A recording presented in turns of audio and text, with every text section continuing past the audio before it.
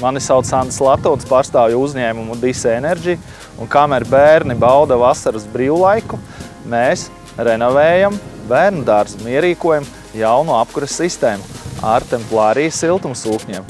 Bērnu dārzs 700 kvadrātmetri tiek mainīti esošie radiatori uz zemo temperatūru radiatoriem, līdz ar to apkures sistēma strādās daudz efektīvāk. Ēkas klase, nu jau B klase ar siltuma zudumiem 65 vati uz 1 kvadrātmetru. Šeit arī var redzēt siltumsūknis Kita L66 modelis. Katrs siltumsūknis ir 35 kW jaudīgs. Iekārts ir split versijas, ārā daļa, iekšdaļa. Šajā projektā ir paredzēta gan apkura, gan karstā ūdeņa sagatavošana. Karstā ūdeņa sagatavošanai tiek izmantota, teiksim tā, siltummaiņu tehnoloģija no Oventrop, ko mēs arī parādīsim. Arī ļoti labs tehnisks risinājums, ja ir vajadzīgs karstais ūdens lielos apjomos, tā kā te ir bērnu dārzs, ūdens patēriņš šeit ir gana liels. Kondensāta novadīšana pie atkausēšanas ir novadīta uz centrālo kanalizācijas sistēmu, tā lai šeit neveidotos nekāds apledojums, kad būs siltumsūkņa atkausēšana. Ejam paskatīties pagrabā, ēka nav jauna, ēka ir renovējamā, tāpēc katlu telpa nebūs jauna un neko jaunu jūs tur neieraudzīsiet, izņemot jaunas iekārtas. Ieejot iekštelpās varam ieraudzīt siltumsūkņa iekšdaļas. Uzreiz var redzēt, ka šeit ir iebūvēts trīsgaitas svārsts, versija ar iebūvēto trīsgaitas svārstu, cirkulācijas sūkni.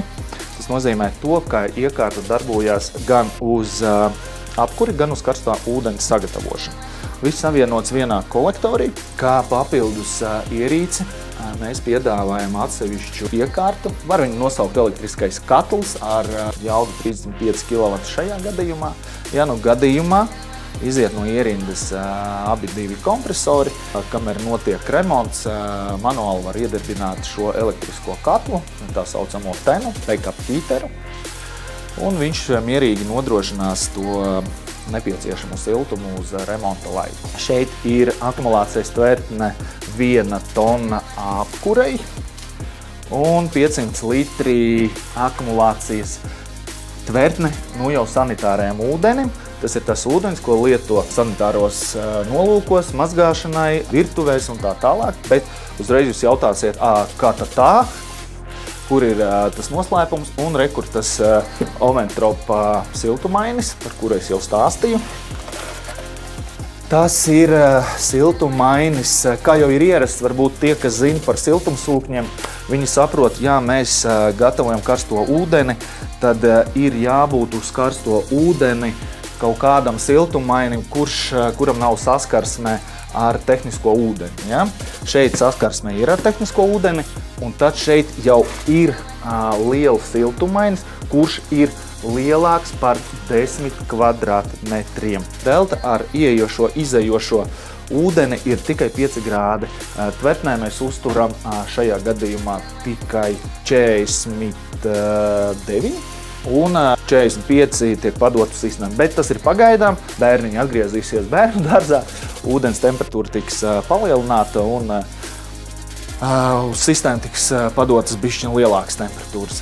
Tā izskatās tās risinājums. Viņš ir dārgāks risinājums, bet ilgtermiņā viņš atmaksāsies, jo sistēma strādās ar mazāko elektropatēriņu. Ar šo risinājumu nav jāveic antileģionālis pasākumi.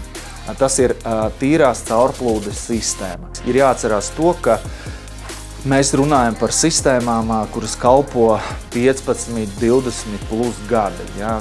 Bieži vien man jautā, Sande, vai 5 gados atmaksājās.